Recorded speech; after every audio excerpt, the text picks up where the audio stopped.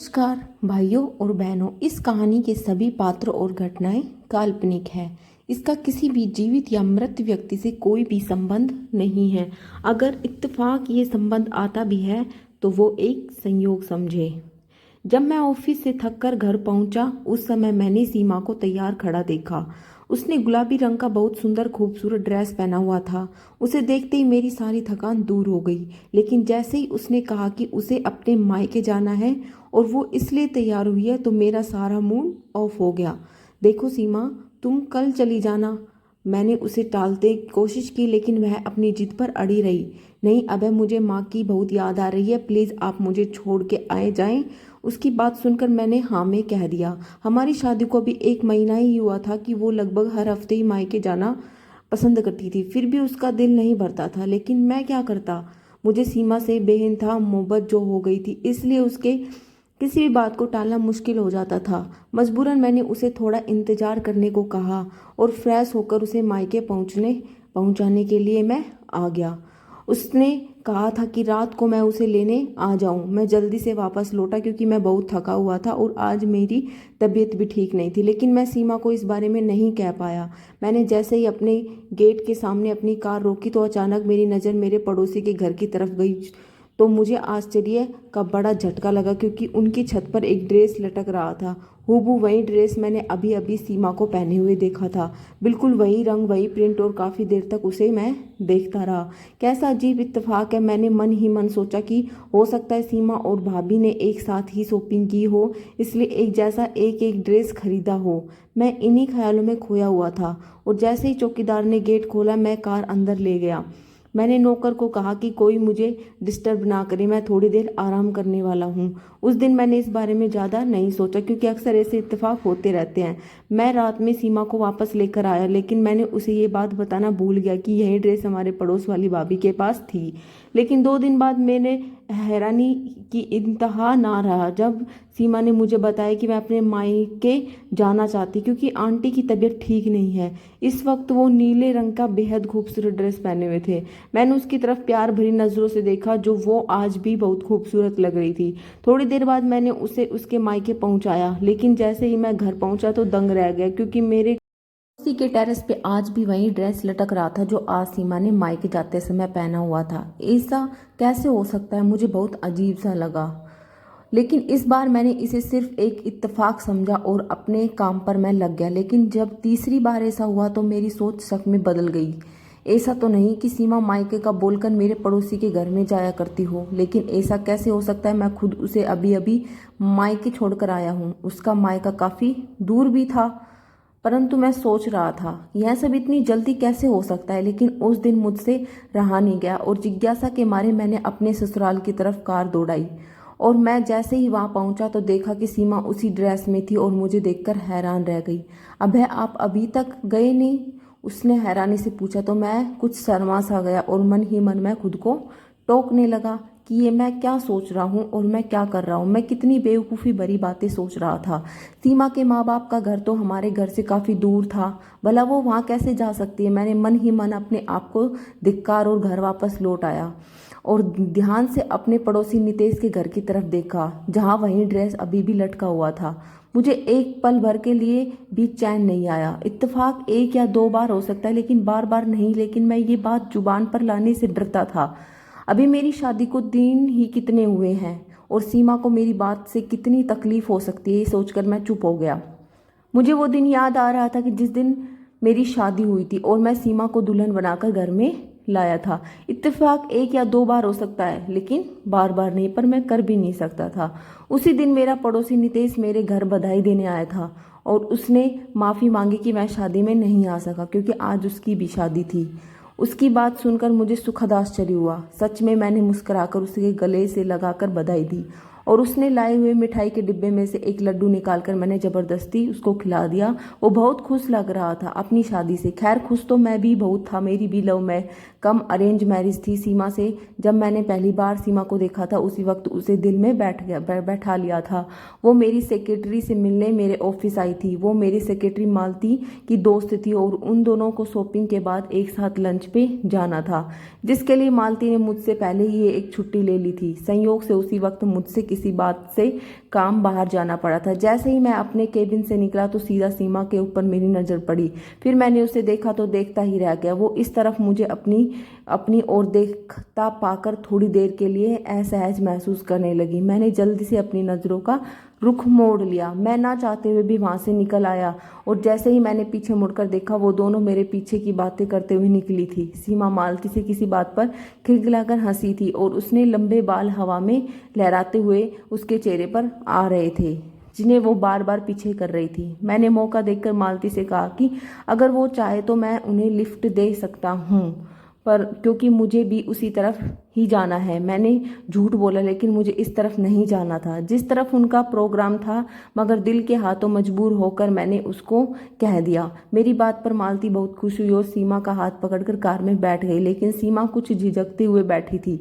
मेरा दिल जैसे हवाओं में उड़ने लगा। बैक व्यू मिरर से मैं उसे ही देखता जा रहा था क्योंकि मेरे को वो बहुत अच्छी लग रही थी और मैंने उसी दिन ही फैसला कर लिया था कि अपनी जीवन साथी सिर्फ और सिर्फ सीमा को ही बनाऊंगा। मैं उसकी मोहब्बत में इस तरह कैद हो चुका था कि मुझे सब्र ही ना हो सका। 2 दिन बाद ही मैंने मालती से सब कुछ कह दिया। वो मेरी बात सुनकर बहुत खुश हो गई। उसी ने बताया कि सीमा एक लोअर मिडिल क्लास फैमिली से ताल्लुक़ रखती है। क्या तुम मुझसे शादी कर पाओगे? और जॉब करके अपने माँ बाप की और अपने छोटे भाई बहनों की देखभाल करती है। मालती, मुझसे उसके बैकग्राउंड से कोई मतलब नहीं है, बस मुझे वो पसंद है। आप मुझे बताएं कि मैं कब उनके घर आ जा सकता हूँ? मैंने पूछा तो उसने मुझे जल्दी बताने का वादा किया। इसी तरह कुछ दिनों के बाद मैं अपने माँ को लेकर उसके घर चला गया शादी की बात करने के लिए, जहाँ हमारा बड़े अच्छे से स्वागत किया गया और पहले ही मुलाकात में रिश्ता मंजूर कर लिया गया। मेरी खुशी का तो कोई ठिकाना ही ना रहा था। माँ भी तैयारी में जुट गई थी क्योंकि वो मेरे साथ नहीं रहती थी। उनका अपनी घर के सिवा कहीं दिल नहीं लगता था। जब भी मैं जॉब की वजह से मुंबई में रहता था, जहाँ एक बहुत बड़ी कंपनी में मुझे एक बड़ी पोस्ट पर रखा गया था और ये बंगला कार सब उन्हीं की तरफ से था। मुझे बहुत अच्छा पैकेज दिया जाता था और बोनस वगैरह भी मिलता था और अगर कभी देश से बाहर जाना होता तो मैं कंपनी से ज़्यादा पैसे देती थी। मैं अपनी जॉब और लाइफ स्टाइल में बहुत संतुष्ट था और जब से सीमा मेरी ज़िंदगी में आई तब से तो लगता था कोई कमी ही नहीं है ज़िंदगी में और मैं बहुत खुश था और खुद को खुदकिस्मती समझता था। मैं हर वक्त भगवान का शुक्रिया अदा करता था कि सीमा भी मेरा बहुत ख्याल रखा करती थी और वह हर तरह से बेहतरीन लाइफ पार्टनर साबित हुई थी। लेकिन जब से ये ड्रेस वाला सिलसिला शुरू हो गया था, मेरी तो रातों की नींद ही हराम हो गई थी। अब तो मैं सीमा से बात भी नहीं कर पाता था। वो जब भी मायके जाने की बात करती तो मैं उसे छोड़ के आ जा सकता था और एक दिन तो मैं चिल्ला उठा, सारा दिन माँ के घर पे जाने का सोचती रहती तो तुम एक बार ही भी नहीं सोचती कि मैं क्या चाहता हूँ। मेरी आवाज़ तेज हो गई थी, जिसे सुनकर मैं डर गई। क्या हुआ वह? मुझसे कोई गलती हुई है क्या? मैं अचानक से रोने लगी और उसके खूबसूरत चेहरे पर डर के निराश से जैसे उसने कोई भूत देख लिया हो, वो ऐसा महसूस करने लगी। मेरा दिल उसे इस तरह देखकर पिघल गया और मैंने अपने रवैये के लिए उससे माफ़ी मांगी और कुछ ही देर बाद मैं उसके मायके छोड़ के आ गया। लेकिन लौटते समय वही ड्रेस मुझे नितेश के घर पर भी लटकता हुआ दिखाई दिया। मुझे डर लगने लगा कि मैंने अपनी कनपट्टियों को दबाना शुरू कर दिया। ऐसे लग रहा था जैसे कोई मेरे सिर पर हथौड़ा बरसा रहा हो। मुझे बहुत ही गंदा फील होने लगा था। हर बार मैं सच्चाई जानने के लिए वापस जाया करता था और सीमा और उसके घर वाले मुझे अजीब नज़रों से देखा करते थे और मैं कोई ना कोई बहाना बनाकर उल्टे कदमों से वहाँ से वापस आ जाता था। क्या हो रहा है मेरे साथ, कुछ समझ में नहीं आ रहा था। अब तो सीमा भी मुझसे नाराज़ रहने लगी। मैं सारा दिन चिड़चिड़ा रहने लगा था, परंतु मैंने उसको कुछ नहीं बताया था कि मैं क्या सोच रहा हूँ और मैं क्या देख रहा हूँ। ऑफिस में भी लोग मेरी शिकायत करने लगे थे। अगर ये नौकरी चली जाती तो मैं कहीं ना कहीं का नहीं रहता, इसलिए मुझे अपने दिल और दिमाग को तरोताज़ा करना पड़ता। मगर जिसके दिलों और दिमाग में इतना तूफान चलता हो वो कहाँ भला ठीक कैसे रह सकता है। मजबूरन मैंने बीमारी का बहाना करके 2 हफ्ते की छुट्टी ले ली। उन्हीं दिनों मैं सीमा को कुछ परेशान और चिंतित लग रही थी। कभी कभी मुझे लगता कि वो रात को कमरे में कहीं चली जाती है और जब मैं उठकर पूरे घर में उसे ढूंढता हूँ तो कहीं नहीं मिलती। मजबूरन जैसे ही मैं कमरे में वापस आता हूँ तो वो बेड पर सो रही होती है। एक रात मैंने उसे जगाया, सीमा तुम कहाँ चली चली गई थी जब उसे आश्चर्य से मेरी ओर देखा और वह देखती रही और मैं भी उसे देखता रहा। अब आपको दिखाई नहीं देता मैं तो सो रही हूँ, बल्कि बाहर से तो आप आ रहे हैं। शायद वो उल्टा मुझे शक भरी नज़रों से देखने लगी। इस बात पर मैं चुप हो गया, कोई जवाब ही दिए बिना अपनी जगह पर मैं लेट गया।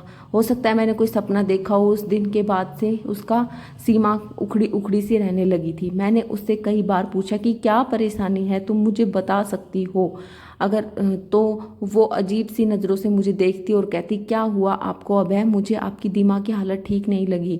उसके इस तरह देखने पर मैं अपना सिर पकड़ लेता। वो ठीक ही तो कह रही थी, मैं आजकल उल्टी सीधी बातें ही तो करता रहता था।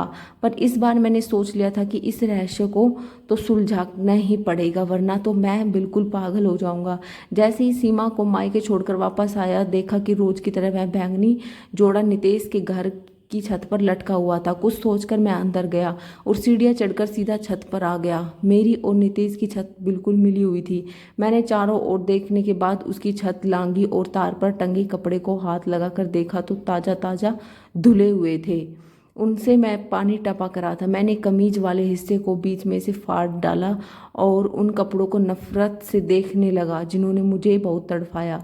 मेरे पूरे शरीर में आग लगी हुई थी। मैं जैसे आया वैसे ही वापस चला गया। फिर वह से अपने ससुराल की तरफ कार दौड़ाई। आज मुझे सच्चाई का पता लगाना था। आज दूध का दूध और पानी का पानी करना ही था। इसलिए मैं अपनी कार को दौड़ाकर ससुराल पहुंचा। मैंने तेज रफ्तार से कार चलाई और जैसे ही मैंने सीमा के घर पर दरवाज़ा खटखटाया तो सीमा ने ही दरवाज़ा खोला और मुझे देखकर हैरानी नहीं हुई, क्योंकि मैं हमेशा ही वापस जाया करता था। लेकिन उसे देखकर मेरे पैरों तले जमीन खिसक गई, क्योंकि उसकी कमीज का दामन बीच में से फटा हुआ था, बिल्कुल वैसे ही जैसे मैंने फाड़ा था। और मैं ये सब देखकर मुझे इतना गुस्सा आया कि मैं अपने होशो हवास खो बैठा और बिना सोचे समय सीमा के गाल पर जोर कर थप्पड़ दे मारा। वो इस हमले के लिए तैयार ही नहीं थी। चकरा कर गिर पड़ी, जोर जोर से चिल्लाकर सबको बुलाने लगी। माँ, भाई, पिताजी। उसकी तरफ से चिल्लाने पर सबके सब इकट्ठे हो गए और मुझे कुछ दिखाई नहीं दे रहा था। मैं सिर्फ गुस्से में था। मैंने उसका हाथ पकड़कर खींच लिया। चलो मेरे साथ। मैं भी चिल्लाया, क्या हुआ बेटा, आप ऐसा क्यों कर रहे हो। मेरे सास ससुर हैरान परेशान बीच में आ गए। पूछने लगे, मेरी सास फूल रही थी, आप ये सब अपनी बेटी ही से ही क्यों नहीं पूछते। किसको बेवकूफ़ बना रही है ये। मैं इसकी तरफ इशारा करके उसको बताने लगा। मगर बेटा, इसने किया क्या है, आप हमें ये तो बताइए। मेरे ससुर ने मेरा हाथ पकड़कर नरमी से पूछा, अंकल, इससे पूछो कि किसकी कमीज कैसे फटी है। मैंने अपनी सांस को नियंत्रित करते हुए बड़ी मुश्किल से कहा। मेरी बातों से वो सब चौंक कर एक दूसरे की ओर देख रहे थे, लेकिन उसकी कमीज तो अभी अभी गेट के अंदर आते हुए दरवाजे पर लगी कील से फंसकर फटी थी। बेटा, वो सब एक जवाब था और सीमा अभी तक जमीन पर बैठी आंसू बहाए जा रही थी। ये नहीं हो सकता, आप सब इसके साथ मिले हुए हैं, इसके झूठ में इसका साथ दे रहे हैं। मैं अब अपने दिमाग से बाहर हो चुका हूँ। सीमा को जबरदस्ती घसीट तो वहाँ से ले गया और माता पिता के गिड़गिड़ाने पर पे, लेकिन मुझे कुछ सुनाई नहीं दे रहा था। सीमा पूरे रास्ते रोती रही और कुछ नहीं, उसकी आंखों से आंसू बह रहे थे, लेकिन मुझे अब उस पर जरा भी दया नहीं आ रही थी। घर पहुंचकर मैंने उसके बालों को पकड़ा और बोला, बताओ क्या चक्कर है तुम्हारा नितेश के साथ, ये आप क्या कह रहे हैं। अभय वो चीखी, लेकिन मुझे उसकी कोई परवाह नहीं थी। मेरी बात सुनकर उसके चेहरे पर रंग उड़ चुका था। ये क्या पागलपन है, आप इतना गलत कैसे सोच सकते हैं। वो चिल्लाई और मुझसे उसने कहा, पर मैं अपने होश हवास में नहीं था। लेकिन मुझे अब उसकी कोई परवाह नहीं थी। मैं कोई गिरा हुआ इंसान नहीं था जो आंखों देखी मक्खी निगल लेता। मगर वो लगातार इनकार करते जा रही थी। मेरा गुस्से से बुरा हाल था। मैंने उसे कहा, अगर वो सच बता देगी तो मैं उसे कुछ नहीं कहूँगा, बस वो एक बार अपनी बात मान ले। मुझे लग रहा था कि मेरे दिमाग की नसें फट जाएंगी। और तभी अचानक मैंने देखा कि पुलिस वहाँ पहुँच गई। उनमें से एक महिला कांस्टेबल ने आते ही सीमा को मेरे हाथों से छुड़ाया और उसे सोफे पर बिठा दिया। उसका बयान लेने लगी, जबकि मुझे हथकड़ी पहना दी गई थी। ये सब क्या, मैं चिल्लाया। ये तो बेटा आपको थाने चल के पता चलेगा। तो वो पुलिस इंस्पेक्टर हंसने लग गया था और मुझे घसीटता हुआ पुलिस गाड़ी में डालकर, जबकि जाते वक्त मेरे कानों में सीमा की आवाज़ लगातार गूंजती जा रही थी, ये मेरा पति पागल है। पहले दिन से ही इसके पागलपन के दौरे पड़ते आ रहे हैं, सीमा पुलिस को बताई जा रही थी और मुझे अपनी कानों पर यकीन नहीं हो रहा था। वो जिसे मैंने दिल और जान से चाहा, वो ये क्या कह रही है, मुझे कुछ समझ में नहीं आ रहा था। मेरे हवालात का आज दूसरा दिन था और सीमा ने मेरी खबर तक ना ली थी और मुझे इस बात पर बिल्कुल भी विश्वास नहीं हो रहा था। जो कुछ भी उसने पुलिस को बताया, मैं एक दिमागी मरीज हूँ, मुझे पागलपन के दोहरे पड़ते हैं। तब मैं उससे जुल्म करता हूँ। उसका ये कहना था कि उसने यह बात अपने माता पिता को बताई, लेकिन उस दिन उन्होंने अपनी आंखों से सब कुछ देखा। लेकिन सबसे चौंकाने वाली बात ये थी कि उस रात पुलिस को नितेश ने कॉल किया था, जो मेरा पड़ोसी था, जिसकी वजह से ये सारा सिलसिला शुरू हुआ था।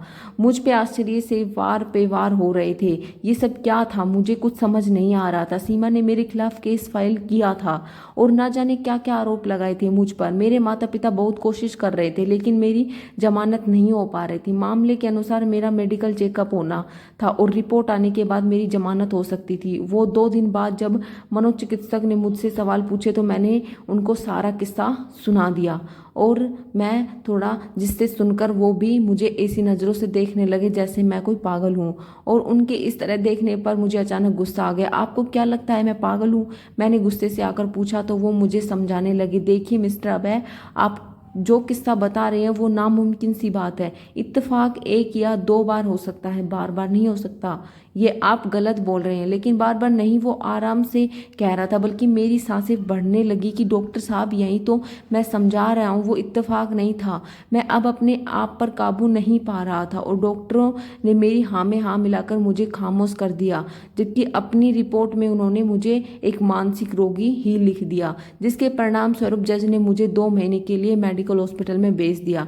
मैं चीखता चिल्लाता रहा, मैं पागल नहीं हूँ, लेकिन वहाँ किसी को भी कोई फर्क नहीं पड़ रहा था। सब लोग मुझे तरस भरी निगाहों से देख रहे थे। मुझे अस्पताल में हर जगह यही सुनना पड़ रहा था, बेचारा कितना सुंदर नौजवान, देखो ना जाने क्या सदमा लगा और अपने होश खो बैठा।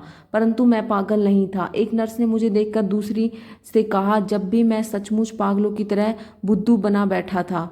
इन 2 महीनों में मेरे साथ जो कुछ भी हुआ था वह मेरी समझ से परे था। शायद मैं सचमुच पागल हो चुका था। मुझे पागल खाने में 1 हफ्ता हो चुका था। जब मुझे कोई मिलने आया तो मैं मुलाकात वाली जगह पर पहुंचा तो वहां नितेश और सीमा को देखकर मुझे जोर का झटका लगा था। मैं दोनों को एक साथ, मैं बस इतना ही कह सका था, हाँ वह, हम दोनों साथ में इसलिए आए ताकि तुम्हें तुम्हारी गलती बता सकें। वो मुस्कुराया। तुम्हें साइली याद है, अचानक उसने पूछा। कौन साइली, मैंने आश्चर्य से कहा। हाँ, तुम्हें कैसे याद होगा भला, क्योंकि तुमने कॉलेज से लेकर यूनिवर्सिटी तक ना जाने कितनी लड़कियों को इसके जाल में फंसाया होगा। और यहीं जिससे एक लड़की की साइली भी थी, जो कि मेरी छोटी बहन थी, और वो दूसरी लड़कियों से बहुत अलग थी, बहुत नरम दिल की थी। वो तुम्हारे टाइम पास को सच्ची मोहब्बत समझ बैठी थी और तुमने उससे शादी करने से इनकार कर दिया था। तुम उसे अपना सिर्फ दोस्त समझते थे और कुछ नहीं। तब उस मासूम लड़की ने छत से कूदकर अपनी जान देने की कोशिश भी की थी और वो मेरी बहन थी, जिसमें वो बच तो गई थी लेकिन हमेशा हमेशा के लिए अपाहिज हो गई थी। अब तक वो सिर्फ दवाओं के सहारे ही जिंदा है। मैं जब भी अपनी बहन को इस हालत में देखता हूँ तब मुझे उस आदमी से सख्त नफरत महसूस होती है। फिर एक दिन मुझे शायरी की डायरी मिल गई जिसमें उसने तुम्हारे बारे में सब कुछ लिखा था। मैं देखकर बहुत आश्चर्य था और उसी दिन मैंने तुमसे बदला लेने का फैसला किया। मैं तुम्हें बर्बाद कर देना चाहता था। सबसे पहले तो मैंने तुम्हारे घर में बगल में घर खरीद लिया। सीमा, जो मेरे ही ऑफिस में काम किया करती थी, इसकी छोटी सी जॉब थी। बड़ी मुश्किल से इसके घर का खर्चा चलाता था, लेकिन ये बहुत खूबसूरत थी, इसलिए मैंने सीमा को एक बड़ी रकम के बदले में ये सब नाटक करने को कहा और मेरी खुशी का ठिकाना ना रहा था। जब तुमने सीमा को पहली ही नज़र में पसंद कर लिया था तो मुझे पता था कि तुम सीमा जैसी खूबसूरत लड़की को कभी इग्नोर नहीं कर सकते और तुमने सीमा को से शादी कर ली। फिर मैंने जो प्लान बनाया उसको अंजाम देने शुरू कर दिया। पहले तो तुमने कई दिन तक मेरे घर की तरफ नहीं देखा, मगर एक दिन तुम्हारी भटकती हुई नज़र मेरे छत पर पढ़ रही थी जो तुम्हारी बर्बादी का कारण बनी। और यही नहीं, मैंने सीमा को कुछ ऐसी दवाइयाँ भी दी थी जिससे कि तुम अपना होश खो बैठो और तुम्हें गुस्सा आता रहे, ताकि हर कोई तुमको पागल समझे। ये सब बताते हुए वो बहुत खुश लग रहा था। उसके होठों पर उपहास भरी हंसी थी, जबकि सीमा खामोश खड़ी थी। और मैं धीरे धीरे सब कुछ याद आने लगा था मेरे को। अब मुझे गुस्सा नहीं आया करता था, क्योंकि मैं एक नर्म स्वभाव का बन चुका था। ये सब नितेश की दी हुई दवाइयों का चमत्कार था, जबकि यहाँ मुझे शांत रहने की दवाई दी जाती थी। अब मुझे पागलपन के दौरे नहीं पड़ते थे और आज भी मैं पूरी होश हवास में था। मैंने बड़ी मुश्किल से अपना मुंह खोला और बोला, सायली के साथ जो कुछ हुआ उसका मुझे बहुत अफसोस है, लेकिन तुमने बहुत बड़ी भूल कर दी। सायली और मैं क्लासमेट थे, लेकिन सायली जिस अभय को चाहती थी वो हमसे सीनियर था। मेरी तो सायली से कभी हाय हेलो भी नहीं हुई थी। वो हर वक्त फाइनल ईयर में अभय के साथ दिखाई देती थी, जो एक अमीर बाप की बिगड़ी औलाद थी। हर रोज एक नई लड़की को फंसाता था वो। मुझे कुछ पता नहीं था कि सायली ने यूनिवर्सिटी आना क्यों बंद कर दिया था। मुझे बस अपनी पढ़ाई से मतलब था। और जब तुमने सायली की डायरी में अभय का नाम लिखा देखा तो बदकिस्मती से उसके क्लास में जो अभय था वो मैं था। तुमने बस उसके क्लास देखते हुए मुझे समझ लिया। ये तुम्हारी भी भूल है कि मैं ही वो अभय हूँ, और आ गए मेरी जिंदगी बर्बाद करने। कम से कम एक बार किसी से पूछ तो लेते कि सायली के साथ कौन होता था। और सदमे में और दर्द में मेरा बुरा हाल था। मुझे उस गुनाह की सजा मिली जो मैंने किया ही नहीं था। मेरी कहानी सुनकर नितेश और सीमा सदमे में आ चुके थे। उन दोनों के चेहरे देखने लायक थे, जबकि मैं संतुष्ट था कि जो मैंने किया ही नहीं था, कि मैंने कोई गुनाह नहीं किया था। उस दिन तो वो दोनों चले गए। 2 दिन बाद मुझे छोड़ दिया गया। नितेश और सीमा ने अपना गुनाह कबूल कर लिया। जब मुझे पता चला तो मैंने जल्दी से अपने वकील से बात की, उन दोनों को माफ़ कर दिया। मैं जानता था क्योंकि अपराध किया था, लेकिन सीमा ने गरीबी से तंग आकर ये ऑफर कबूल किया था। वो अपने बीमार पिता की दवाइयाँ और घर का खर्चा पूरा नहीं कर पा रही थी, और नितेश ने बदले की आग में ये सब किया। मैं अपने घर वापस लौट चुका था, लेकिन मैं चौंक गया जब वहाँ मैंने सीमा को मेरा इंतजार करते पाया। सीमा, तुम यहाँ? हाँ अभय, मैं आपकी गुनहगार हूँ, मुझे माफ़ कर दो। और अगर तुम्हारे दिल में थोड़ी भी जगह है तो आप मुझे जीवन में मत निकाल देना। मुझे आपसे मोहब्बत हो गई है अभय। आप जैसा इंसाफ मैंने आज तक मेरी ज़िंदगी में कभी नहीं देखा। मैं आपको बिल्कुल खोना नहीं चाहती। वो सिसकते हुए मेरे कदमों में गिर गई। उसका पूरा शरीर कांप रहा था। मैं उससे नफरत करने की लाख कोशिश करता, लेकिन ये दिल उसके एक आंसू से ही पिघल चुका था। और मैं सोच रहा था कि शायद मुझे माफ़ कर देना चाहिए। वो अभी मेरी महबूबा थी। मैंने उसे को कंधों को पकड़कर उसे उठाया, उसके आंसू पोंछे। सीमा, अगर तुम वाकई अपनी किए पर शर्मिंदा हो तो मैं तुम्हें माफ़ करता हूँ, मगर ये याद रखना मैं भी एक इंसान हूँ, शायद बार बार माफ़ ना कर सकूँ। मेरी बातों पर वो फूट फूट कर रोने लगी, और मैंने दिल में ये सोचा कि ये पछतावे के आंसू हैं।